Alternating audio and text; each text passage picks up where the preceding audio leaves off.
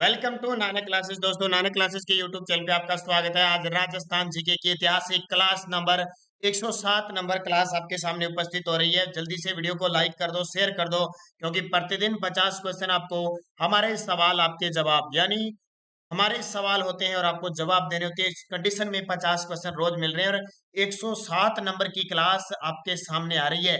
Play list में special नाम लिखा हुआ है, राजस्थान जीके टेस्ट नाम से प्ले लिस्ट बनी हुई है, जरूर देखें। अब 107 नंबर क्लास है और उसको 50 से गुणा करो।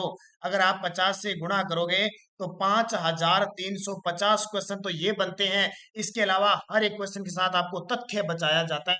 हर क्वेश्चन के साथ अगर दो तथ्य ही मानो ना, तो कम से कम अब तक हम कम से कम 20,000 क्वेश्चनों की चर्चा 107 क्लासों में कर चुके हैं। और मैं मानता हूं कि ये 9 बजे की क्लास जिस विद्यार्थी ने लगातार अटेंड की है ना और आगे से अटेंड करेगा, उसका राजस्थान जीके क्वेश्चन गलत नहीं होगा, ये मेरा वादा है।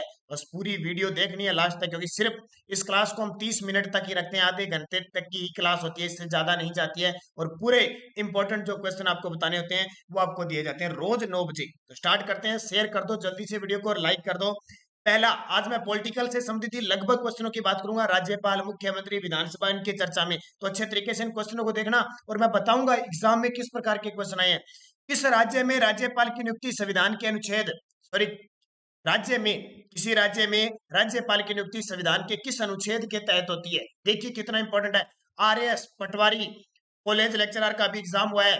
राजस्थान पुलिस ग्राम सेवक, उसमें तो राज्यपाल, विधानसभा और मुख्यमंत्री, तीन टॉपिक तो अच्छे तरीके से पढ़ लेना। पेपर में आते ही आते हैं, निश्चित ही आते हैं और जबरदस्त क्वेश्चन आते हैं। इतना और बता देता हूं। अब ये देखिए, किसी राज्य के राज्यपाल में राज्यपाल की नियुक्ति करनी होती है संविधान के किस अनुच्छेद के तहत? तो याद रखना, संविधान के अनुच्छेद 155 के तहत, संविधान के अनुच्छेद 55 के तहत राज्य में राज्यपाल की नियुक्ति कौन करता है? राष्ट्रपति करता है। राष्ट्रपति नियुक्ति करता है। शपथ कौन दिलाता है राज्यपाल को? तो याद रखना, जो राज्य का हाई कोर्ट का मुख्य न्यायाधीश होता है वो शपथ दिलाता है। अच्छा, अनुच्छेद 153 में क्या है? ये क्लास बहुत इंपॉर्टेंट है, जो विद्यार्थी ढंग से देखेगा। संविधान के अनुच्छेद 153 में कहा कि प्रत्येक राज्य में एक राज्यपाल होगा। अनुच्छेद, प्रत्येक राज्य में एक राज्यपाल होगा, लेकिन सातवां संविधान संशोधन 1956 के तहत यह भी क्लियर कर दिया गया कि एक व्यक्ति दो या दो से अधिक राज्यों का राज्यपाल भी बनाया जा सकता है। ये क्वेश्चन 22 सितंबर 2021 के कॉलेज लेक्चरर के पेपर में आ गया क्वेश्चन कि किस संविधान संशोधन के तहत एक व्यक्ति दो या दो से अधिक राज्यों का राज्यपाल रह सकता है? सातवां संविधान संशोधन 1956। देखो, इतना बड़ा एग्जाम, कॉलेज लेक्चरर का एग्जाम था, उसमें ये क्वेश्चन आया ही है, तो आपके लिए कितना इंपॉर्टेंट हो सकता है। 153 में यह पता लग गया कि राज्य में एक राज्यपाल होगा। 154 क्या कहता है? संविधान का अनुच्छेद 154 कहता है कि राज्यपाल की शक्तियां क्या है? संविधान का अनुच्छेद 155 कहता है राज्यपाल की नियुक्ति। और संविधान का अनुच्छेद 156 क्या कहता है? कि राज्यपाल का कार्यकाल 5 वर्ष होगा या राष्ट्रपति के प्रसाद पर वो कार्य करेगा। और ध्यान रखना, राज्यपाल को पद से हटाने का कोई भी संविधान में उल्लेख नहीं है। पद से हटाने का संविधान में कोई उल्लेख नहीं है। हमेशा संविधान के अनुच्छेद 56 ख के तहत राज्यपाल अपना त्याग पत्र राष्ट्रपति को देता है। तो मैं दोबारा एक बार फिर रिपीट करता हूं क्या क्या बातें हैं। राज्यपाल की नियुक्ति राष्ट्रपति करता है। राज्यपाल को शपथ हाईकोर्ट का मुख्य न्यायाधीश दिलाता है। राज्यपाल जो त्याग पत्र देता है वो राष्ट्रपति को देता है। ध्यान रखना, राज्यपाल बनने के लिए 35 वर्ष की आयु निर्धारित है। ये सारी बातें बता दी। राज्यपाल राज्य का प्रथम नागरिक होता है। तो चले, बहुत ही इंपॉर्टेंट मैंने चीज आपको यहाँ से बता दी। राज्य का प्रथम नागरिक होता है और राज्य का संवैधानिक मुख्य होता है। दूसरा, राज्य सरकार का कार्यकारी अध्यक्ष या संवैधानिक प्रमुख कौन होता है?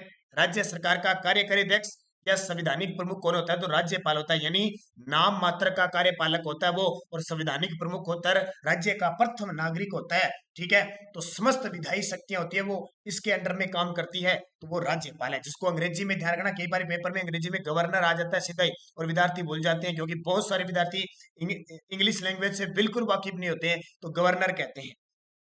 निम्न में से कौन राज्यपाल की नियुक्ति करता है? अब पहले क्वेश्चन में मैंने बहुत सारी बातें बता दी, तो यहां ज्यादा बताने की जरूरत नहीं है। तो भारत का राष्ट्रपति है वो अनुच्छेद 155 के, ये अनुच्छेद 156 के तहत राज्यपाल की नियुक्ति करता है। ये सॉरी 155 के तहत करता है। इसके तो 155।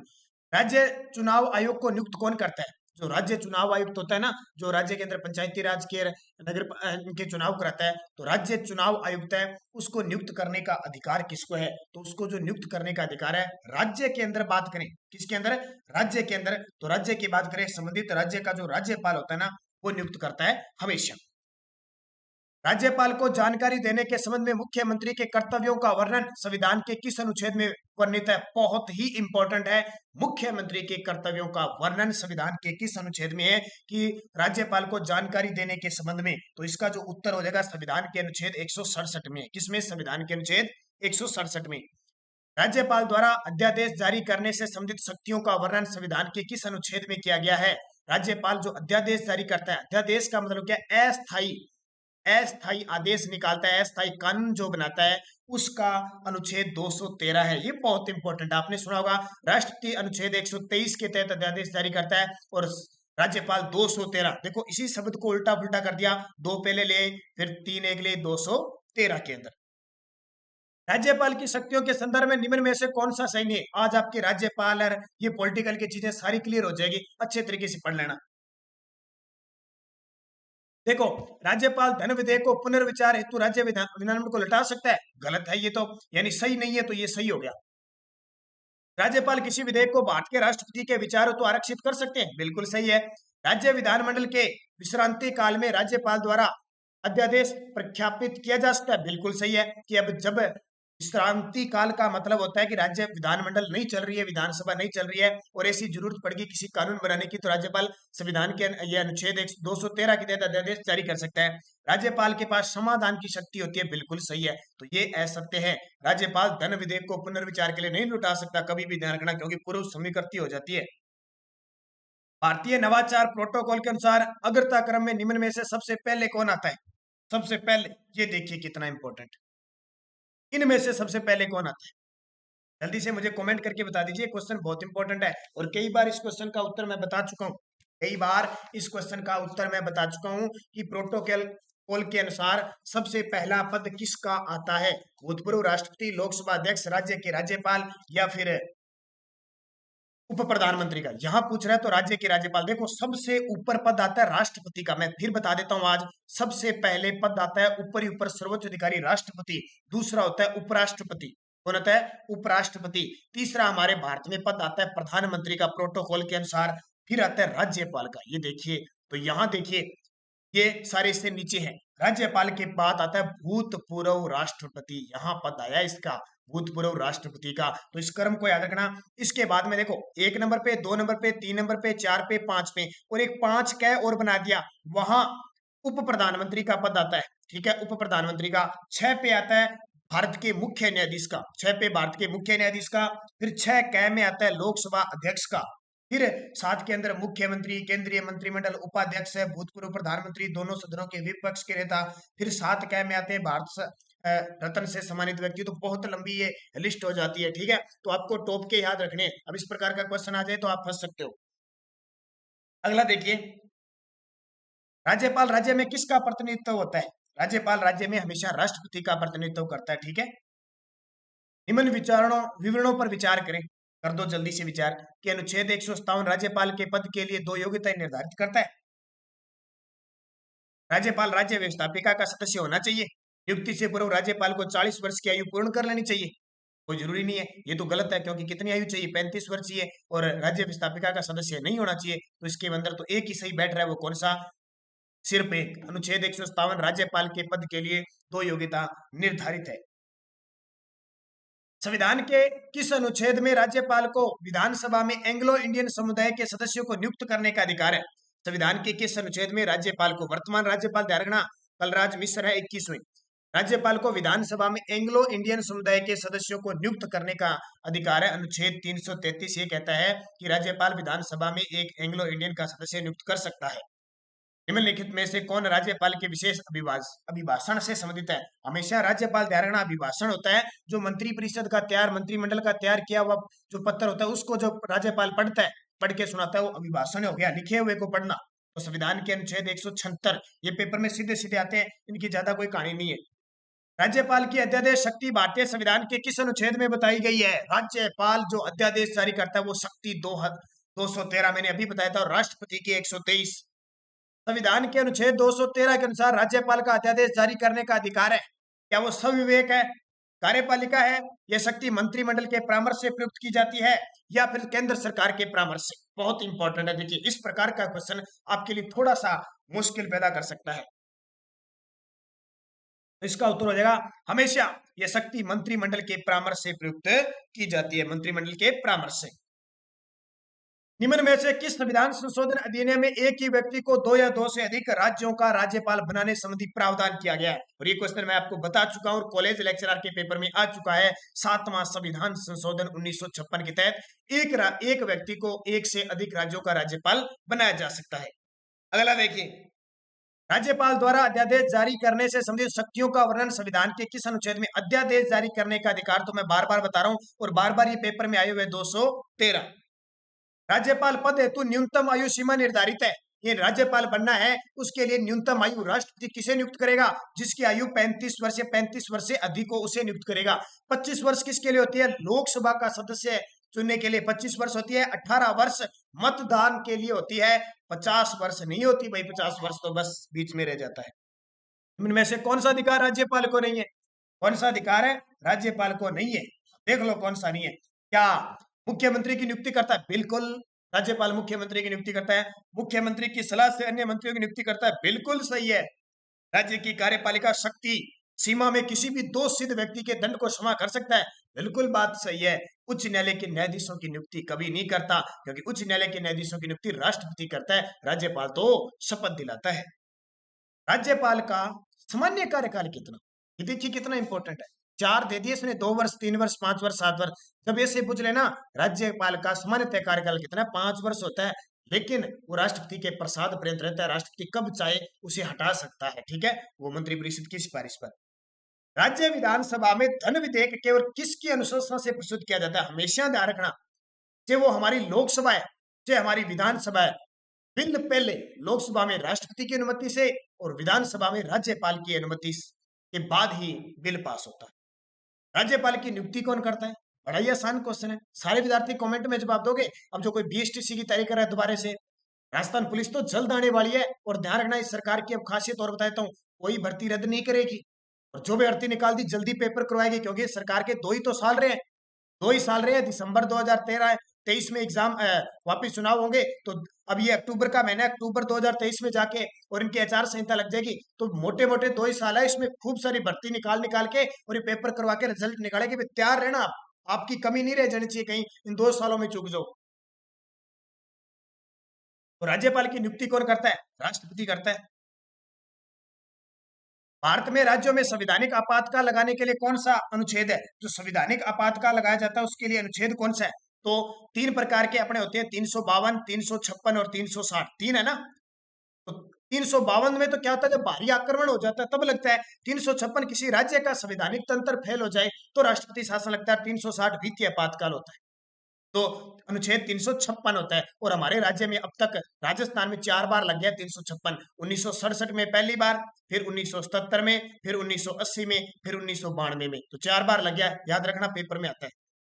नीचे 2 कथन दे दिए, एक को अभिकथन ए और दूसरे का कारण ब का नाम दिया गया। यानी पहला क्या कहता है कि सरकारी या कमीशन की सिफारिश के अनुसार अनुच्छेद 356 का प्रयोग कम से कम होना चाहिए, और दूसरा कारण ये कह रहा है कि जिन राजनीतिक दलों ने केंद्र में सरकार बनाई है उन्होंने 356 का दुरुपयोग किया है।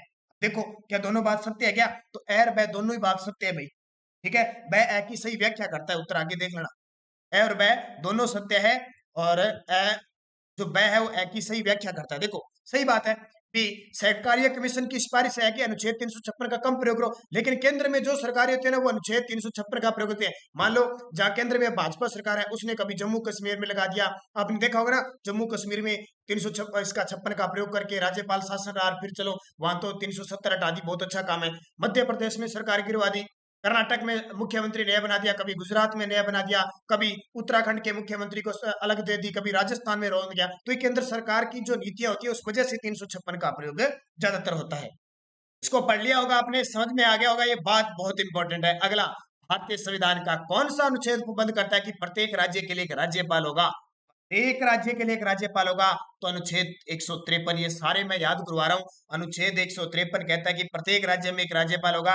अनुच्छेद 154 क्या कहता है, अभी मैंने बताया था। अनुच्छेद राज्यपाल की कार्यपालिका शक्ति। अनुच्छेद 155 कहता है कि राज्यपाल की नियुक्ति कौन करेगा, राष्ट्रपति करेगा। अनुच्छेद 156 कहता है कि राज्यपाल राष्ट्रपति के प्रसाद पर्यंत काम करेगा, या सामान्यतः इसका कार्यकाल क्या होगा, 5 वर्ष। या 157 जो अनुच्छेद 157 राज्यपाल की योग्यता दर्शाता है। और संविधान का अनुच्छेद 158 ये कहता है कि राज्यपाल उस संसद या किसी राज्य विधानमंडल का सदस्य नहीं होना चाहिए। और संविधान का अनुच्छेद 159 ये कहता है कि इसको शपथ राज्य के मुख्य न्यायाधीश के द्वारा दिलाई जाती है। ये अनुच्छेद सारे इंपॉर्टेंट किसके लिए, राज्यपाल के लिए। निम्न में से कौन सा युग्म सही नहीं है, कौन सा युग्म सही नहीं है, फिर क्वेश्चन आ गया। तो अच्छे तरीके से पढ़ लेना। इस प्रकार की क्लास बार बार आपको नहीं मिलती, ध्यान रखना। कोई बार सीध में क्वेश्चन आ जाते हैं, वो सारे दे देते हैं। अनुच्छेद 154 कहता है कि राज्यपाल की कार्यपालिका शक्तियां, बिल्कुल ये तो बात सही कह रहा है। अनुच्छेद 155 कहता है कि राज्यपाल की नियुक्ति, ये भी बात सही कह रहा है। अनुच्छेद 156 कहता है कि राज्यपाल की नियुक्ति हेतु योग्यता, राज्यपाल की नियुक्ति हेतु योग्यता, ये बात गलत कह रहा है अभी, क्योंकि अनुच्छेद 157 में राज्यपाल की योग्यता, 157 में 56 में क्या है, राज्यपाल कितने वर्ष तक पद पे रहेगा, कितना कार्यकाल होगा, राष्ट्रपति के प्रसाद पद रहेगा 5 वर्ष, वो है। तो ये तो भाई सुमेलित नहीं है। अनुच्छेद 163 राज्य मंत्रिपरिषद है, ये तो बात सही है। तो इसका उत्तर हो जाएगा। नीचे दिए गए दो वक्तव्यों पर फिर विचार कर लो। ये क्वेश्चन है ना, ये आप आरएस का एग्जाम दो या ग्राम सेवक का, पटवारी का, ये क्वेश्चन आएंगे। ध्यान रखना, कई विद्यार्थियों को टफ लगते हैं, मुश्किल लगते हैं, लेकिन कड़वा सच है भाई, क्या करें, क्वेश्चन पढ़ने पड़ेंगे। राज्य का राज्यपाल अपने पद राष्ट्रपति की इच्छा पर ही रहता है। कथन तो ठीक ही लग रहा है। राज्यपाल की नियुक्ति प्रधानमंत्री करता है, ये कहां से है, ये गलत है, कारण गलत बता रहा है। तो क्या कहेंगे, ए और ब दोनों सही है। नहीं नहीं, ये तो गलत हो गया। ए और ब दोनों सही है, मुझे तो नहीं लगा। ए सही है पर ब गलत है, ये मुझे लगा। ए सही है, ब तो गलत है, क्योंकि राज्यपाल की नियुक्ति राष्ट्रपति करता है, प्रधानमंत्री करता नहीं है। तो सीधा उत्तर आ गया। राज्यपाल की अनुपस्थिति में उसके दायित्वों का निर्वाह कौन करता है। मान लो राज्यपाल नहीं है, बीमार हो जाए, कहीं चला गया, तो उससे पीछे का काम कौन करेगा, तो उच्च न्यायालय का जो मुख्य न्यायाधिपति होता है ना, वो काम करता है। ध्यान रखना। देवनारायण जी का मुख्यमंत्री कहां स्थित है। अब देख लो, 27% पॉलिटिकल के चले गए। अब जिसने देखा है भाई देखा है, जो रह गया वो रह गया, मेरे पास कोई इलाज नहीं है। जिसने अच्छे तरीके से पढ़ा है वो तो इनको अच्छे तरीके से पढ़ लेगा। अब देवनारायण जी का मुख्य मंदिर कहाँ है, तो जानते हैं हम, असिंध भीलवाड़ा में है, हरी नदी के किनारे। और गुर्जर समाज के देवता है, और गुर्जर समाज ने विष्णु का अवतार मानते हैं। सबसे लंबी फड़ है इनकी, किनकी, देवनारायण जी की। 1992 में 5 रुपए का डाक टिकट जारी हुआ था। जानते हैं देवनारायण जी को अच्छे तरीके से, ठीक है, गुर्जर समाज के हैं, तो याद रहेगा ना, अच्छे तरीके से याद करना है बस ऐसे। बाबू जी की पढ़ सुनाते समय किस मुख्य वाद्य यंत्र का प्रयोग करते हैं। अब इन क्वेश्चनों को तो मैं बार बार पढ़ा पढ़ा के इतना दिमाग खराब हो गया, अब आपको ही पढ़ा रहा हूँ, इसलिए मैं थोड़े अलग तरीके से बोल रहा हूँ। बाबू जी की फड़ सुनाते समय किस वाद्य यंत्र का प्रयोग करते हैं, तो बाबू जी की तो रावणता, बार बार कह रहा हूँ, सूत्र याद कर लो, राम पारा देजा। कौन सा देजा, राम पारा देजा। रामदेव जी के लिए मंजीरा बजाया जाता है, बाबू जी के लिए रावणता बजाया जाता है, देवनारायण जी के लिए जंत्र बजाया जाता है। तीनों याद रखना, तीनों पेपर में आते हैं। किस लोक देवता ने गायों की रक्षा है तो युद्ध नहीं किया, प्रत्यक्ष रूप से, प्रत्यक्ष रूप से युद्ध नहीं किया। तो देखो, रामदेव जी ने प्रत्यक्ष रूप से युद्ध नहीं किया, तो समाधि ली थी। गोगा जी ने तो युद्ध किया था, मोहम्मद गजनवी के साथ युद्ध लड़ते हुए वीर गति को प्राप्त हुए थे। तेजा जी ने भी युद्ध किया था, तेजा जी को तो सांप ने डस लिया था सेंद्रिया अजमेर में, और सुरसुरा में इनकी मृत्यु हो गई थी। कब, जब ये अपनी गायों को छुड़ाने के लिए गए थे। और बाबूजी भी इस प्रकार की घटना घटित होती है। ये भी जो क्या करते हैं, बाबूजी केसर काल में घोड़ी होती है, ये भी इनकी शादी होती है। 3.5 फेरे इन्हीं के तो अन्यायियों के हैं, ठीक है, बचाते हुए। ये इनके जिंदराव खिंची जी इनके बहनोई थे, उनसे गायें छुड़ाई थी उन्होंने, लेकिन वीरगति को प्राप्त हुए थे देंचू नामक जोधपुर में। ये याद रखना इंपॉर्टेंट है। ब्राह्मणी माता का मंदिर कहाँ स्थित है, और ये तो नवरात्रा चल रहा है भाई। अब न्यूज में नवरात्रा के मेले में माताएं हैं, देवियां ही देवियां प्रकट होती है, रोज देखा कौन सी देवियां प्रकट होती है। तो ब्राह्मणी माता का मंदिर कहाँ स्थित है, सीधा ही पता है, सोरसेन 12 में है, जहाँ गधों का मेला भी लगता है। और ऐसी माता जिसकी पीठ का श्रृंगार किया जा रहा है, पूजा की जाती है, कौन सी माता, ब्राह्मणी माता। से याद रखना है, पेपर में इतने आता है। खेजड़ी का वृक्ष किससे संबंधित है, तो खेजड़ी वृक्ष के नीचे किसको पूजा जाता है, किसके मंदिर होते हैं, गोगा जी के होते हैं। खेजड़ी वृक्ष के नीचे गोगा जी के मंदिर होते हैं, बस याद रखना। कितना आसान क्वेश्चन। तेजा जी का मेला मुख्य जो पर्वतसर नागौर में पशु मेला लगता है। बाबूजी कोलूमठ जोधपुर में इनका जन्म हुआ था, और देवनारायण जी गुर्जर समाज के हैं असिध। 1857 ईस्वी के विप्लव के समय राजपुताना रेजिडेंसी में एजेंट टू गवर्नर जनरल कौन थे। ये मैंने 1857 की क्रांति तो आपको रटा दी, अब जो पढ़ता है ना उसको तो रटा दी बाकी जैसे फिरते हो। एजीजी कौन थे तो पता ही है, जॉर्ज पैट्रिक लॉरेंस थे। ये राजपुताना रेजिडेंसी है ना, इसकी स्थापना 1832 में नसीराबाद अजमेर में हुई थी और 1845 में इसका मुख्यालय माउंट आबू कर दिया था। और क्रांति के समय भी माउंट आबू था। 1857 की क्रांति के समय जोधपुर का महाराजा कौन था, ये तो लेके बैठ गया, इस महाराजा की तो पता नहीं, इतनी बातें की है, इतने क्वेश्चन पढ़े हमने। तख्त सिंह, कौन सा तख्त है, तख्त सिंह, उसमें क्रांति के समय था। जयपुर का कौन था, राम सिंह द्वितीय, कोटा का राम सिंह द्वितीय, क्रोली का मदनपाल। इसे याद रखो, बीकानेर का सरदार सिंह, स्वरूप सिंह मेवाड़ का था, जोधपुर का तख्त सिंह आ गया। पेपर में से पूछे जाते हैं, बस ऐसे ही प्रश्न आएंगे और ये एग्जाम में बार बार आते हैं, रट लो इनको, गलत नहीं होना चाहिए, बस इतना ध्यान रखना। गलत हो गया तो मेरिट से चूके और बाहर हो जाओ। जो पढ़ रहे हो अच्छे से पढ़ना, नोट्स बनाना, लाइक करना, वीडियो को लाइक कर देना सारे विद्यार्थी। आपको पता है, आपको आज शाम 5 बजे बड़ा वीडियो मिला है, जुलाई अगस्त सितंबर के 3 में। कब इंतजार कर रहे थे, मैंने वीडियो दे दिया, किसी ने नहीं लिया तो वो मुझे पता नहीं है, सारा वीडियो दे दिया मैंने। इसके अलावा देख लो, और ये योजना का 5 बजे वीडियो आ रहा है, पार्ट 1, पार्ट 2 और पार्ट 3, 3 पार्ट आगे। और एक और देख लो, वो कहाँ गया, एक खतरनाक है, एक और भी दिखाता हूँ आप, ठीक है।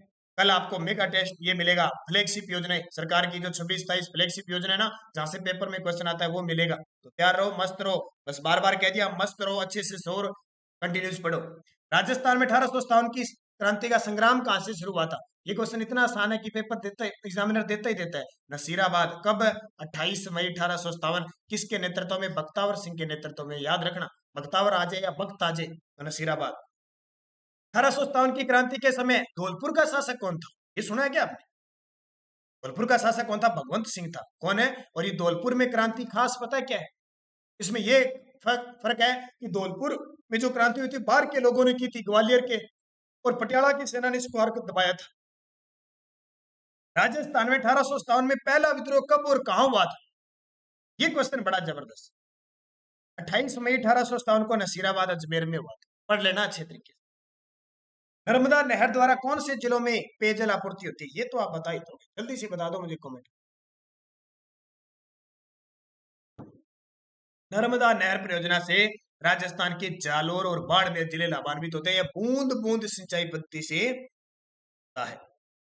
राजस्थान की सबसे वृहद सिंचाई परियोजना, सबसे बड़ी सिंचाई परियोजना, इंदिरा गांधी नहर परियोजना, ठीक है। 7 लिफ्टें चल रही है, 8वीं बन रही है, 9वीं प्रस्तावित है। इतनी बड़ी, 8 जिलों को सिंचाई होती है, 10 जिलों को पेयजल मिलता है, इससे बड़ी होती है। सोम कमला अंबा सिंचाई परियोजना स्थित है, अभी एसआई में प्रश्न आया है।